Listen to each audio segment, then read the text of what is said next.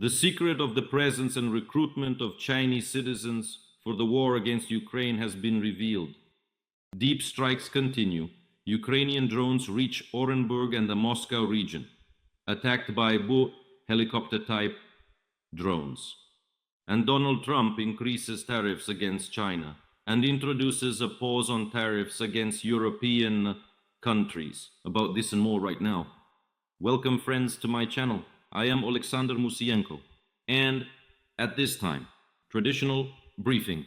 Today, April 10th, Thursday, and now a selection of operational information for you from those events that I consider relevant, important, and worthy of your esteemed attention. So, clarity has emerged regarding how Chinese citizens are ending up on the front lines with Russian troops and are engaging in combat against Ukraine.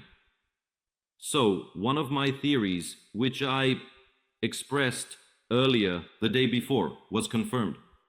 Yes, the Supreme Commander-in-Chief, President of Ukraine, Volodymyr Zelensky, noted that information is being gathered, and there is data indicating that there are significantly more Chinese citizens. It is actually known that at least 155 citizens of the People's Republic of China are currently fighting as part of the armed forces of the Commission, and these are only those about whom certain data has been collected, and an evidence base is already being formed.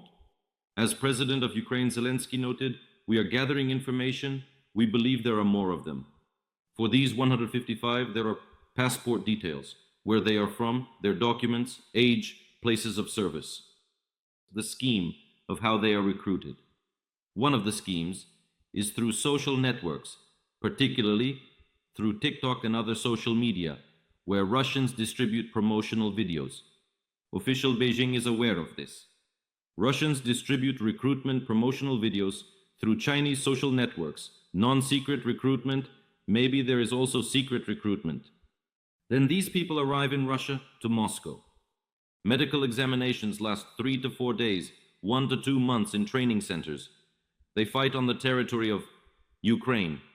And the names of 2 prisoners of war from China who were captured have been mentioned. Wang Guangzong, born in 1991, and Chang Grenbo, born in 1998.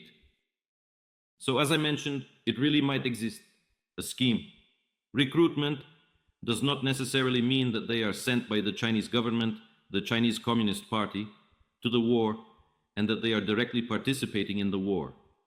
There is another option, where Chinese citizens are sent and the Chinese government. Chinese intelligence services might be aware of it. I want to remind you that the Chinese intelligence is actually referred to as intelligence. Thousands of grains of sand. And this means that Chinese citizens who travel around the world, many of them transmit information about what is happening. In particular, not only about locations, about the country, about everyday life, about conditions, about certain elements of the socio-economic development of individual countries directly. But these Chinese citizens are also present in certain environments. And in these environments, they also gather information. In environments, of course, where they live and communicate compactly. Chinese neighborhoods, clubs, and so on. So it is known that currently an investigation is being conducted regarding them, and the Chinese intelligence services might have known about it. What does this mean? The exposure of this scheme might still force China to close off as many opportunities as possible for Chinese citizens to participate in combat actions, to shut down schemes, recruitment, especially those that are secret, as the president mentions. Therefore, the fact that this information was discovered, made public, and Chinese citizens were captured gives us an advantage, as ultimately this loophole might be closed by the Chinese intelligence services.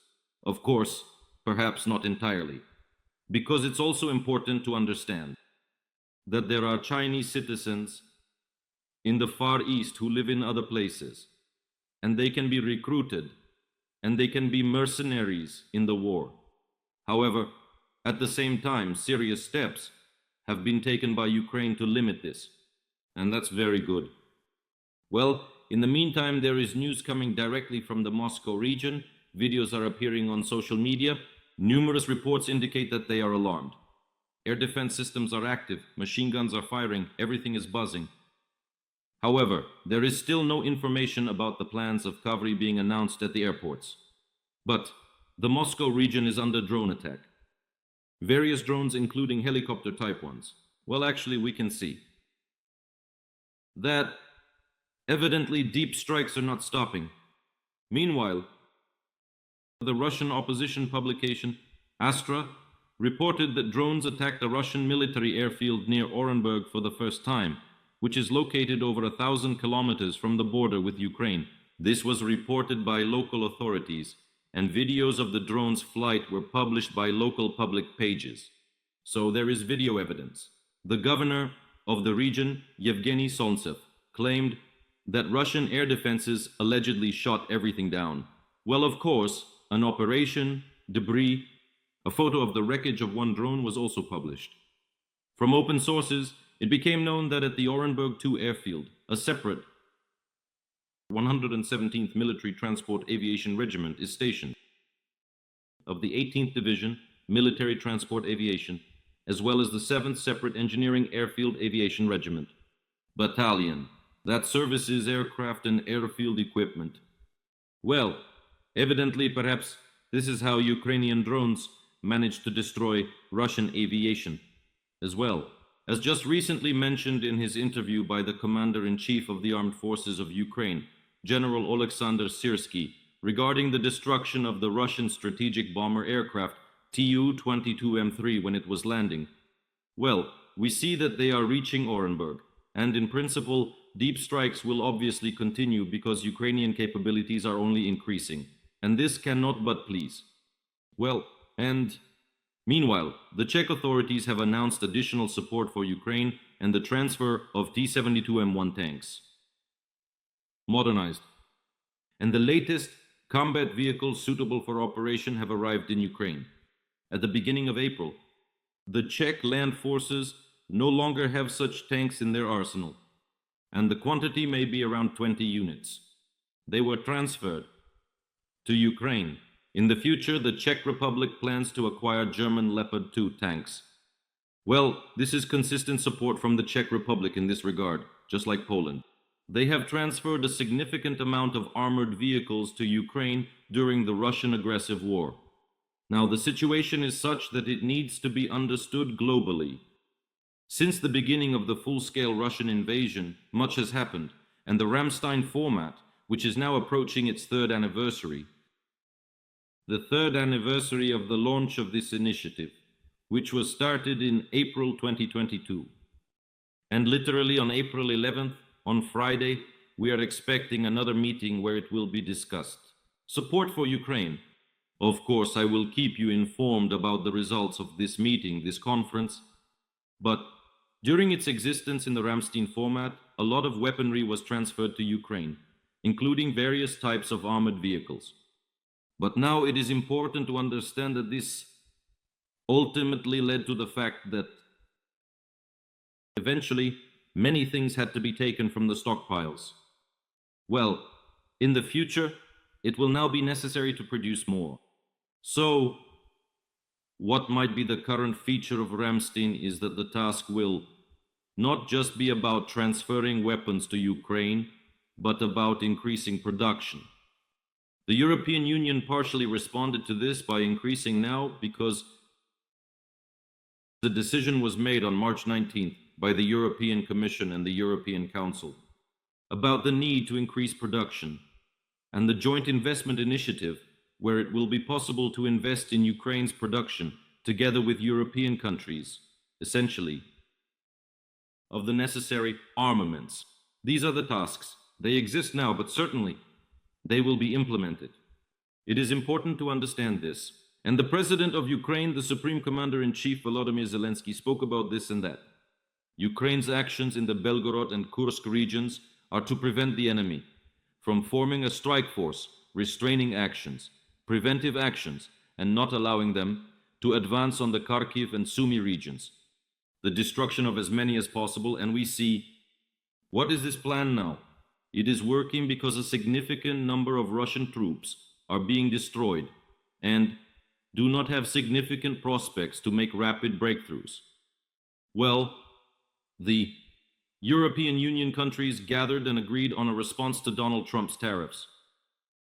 They voted on the European Commission's proposal to introduce trade countermeasures against the USA. I saw America in America. And they did not specify the details, but according to media reports, they will cover goods worth 21 to 22 billion euros. Well, but while this was being done, Donald Trump, the president of the USA, suspended the SAW on tariffs for 90 days. Instead, he increased them against China. Now they are 125%, they were 104%. What about the European countries and in general? There is an explanation for why the president of the USA might act this way. And it's not just something crazy, as many think. Despite everything, I know, I read your comments, I see the reaction regarding President Trump, but let's speak objectively, which is what I'm trying to do. The fact is that there are tariffs imposed against the USA and duties that apply to goods from the USA. Europeans protect their markets. Europeans are quite seriously implementing protectionist measures, which do not always have anything to do with a free economy. In fact, if you dig deeper and understand this, therefore, the actions of the US president, Trump can be explained by the fact that he will exert pressure in this way, was that to some extent this is blackmail. These are methods of pressure directly on those countries that have imposed a high level and high percentage rate against goods from the USA in order for these countries to cancel or significantly limit them. Accordingly, this is a call for negotiations in this way. You want tariffs? Well, the United States will impose them. Don't want tariffs? Okay, let's talk about mutual limitation or complete removal and cancellation of them. This is roughly the scheme proposed today by US President Trump and his administration. These are exactly the steps. Let's see how European countries will react to this. Well, let me give you an example of how this happens. Pay attention to the initiative on arms production and the decision, which I already mentioned today, made by the European Council, that more investment is needed to produce more and develop further the defense industry sector of the defense industrial complex. This issue is being resolved. And then the question arises, how should this money be distributed? And for example, there is the approach of Germany, which says that yes, let's allow this money, including from EU initiatives, to be invested. Then, for example, jointly procure with Britain, with Norway. That is, to be able to spend these funds outside the European Union. But for example, France says, no, we oppose this because we want the funds to be implemented and used exclusively within EU countries to support the economy. And this is actually such protectionist measures, quite serious ones. And this is how it works on many points. So here, I think this is a call for negotiations. And we'll see how they go. And perhaps, after all, some European countries will start to limit these tariffs, and the situation will improve. Well, by the way, President Trump also called Xi Jinping, the leader of China, his friend, so it's possible that such negotiations could also take place with the People's Republic of China. The goal is precisely to achieve a reduction in the respective tariffs, because China has also imposed duties of over 80% on goods and services from the USA, which could have negative consequences for the global economy and increase the cost of goods and products manufactured in the USA, but which use a significant amount of components and parts that are supplied from China. But this is how it happens. Well, is Ukraine ready to purchase weapons from the United States of America? That is, We accept the rules of the game currently proposed by the Donald Trump administration and are not exclusively talking about free aid, but are ready to finance it. Volodymyr Zelensky, the president of Ukraine, noted that for the additional package, we want and are ready, and have conveyed to the American side a large package that we want to purchase. To purchase in one form or another. That is, evidently loans are not excluded. This is good. This is our format for how we will pay for it. And we did not ask for the future package for free. We even consider this as a security guarantee. Absolutely right. And here I support the president. We must proceed from the fact that if the Trump administration says they are ready to sell, we should buy. Credit under various schemes. This was the case during World War II and World War I. Practically nowhere did the United States give weapons to its allies for free during the anti-Hitler coalition. One way or another, whether immediately or with deferred payments, it had to be paid for.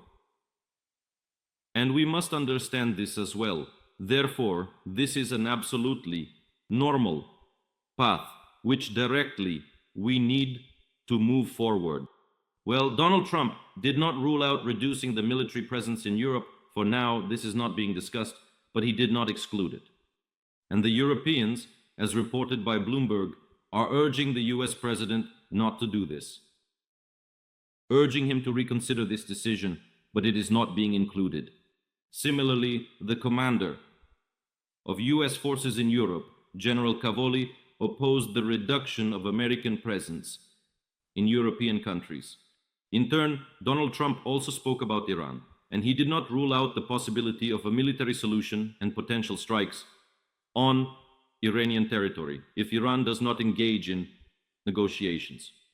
Well, that's the situation. In the next videos, we will discuss in detail the Western Balkans, what the Kremlin's intentions are there, and how they plan to destabilize the situation. We will talk about the potential war between the USA and China as seen by the New York Times. So stay on the channel, subscribe, like, and leave your comments. I would be grateful. Well, we are strong, we can do everything, and we are moving forward. Glory to Ukraine.